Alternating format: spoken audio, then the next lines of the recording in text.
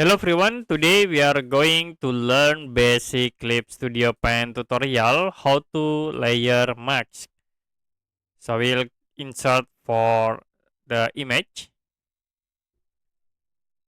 and if you want to create layer mask, you can go to the selection tools, and I will use the ellipse. Okay, we create here for ellipse.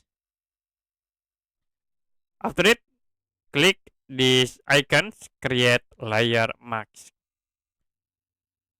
If you want to edit this layer mask, you can use the pen tools, and then we use this black color, change for size. Like if I will click at this area, it will be show for the image like this. And if you want to fill again, you can use the transparency layer and then click on the area to delete or fill the max. You also can right click and then you can show for max area, or you can disable max by checking at this enable max.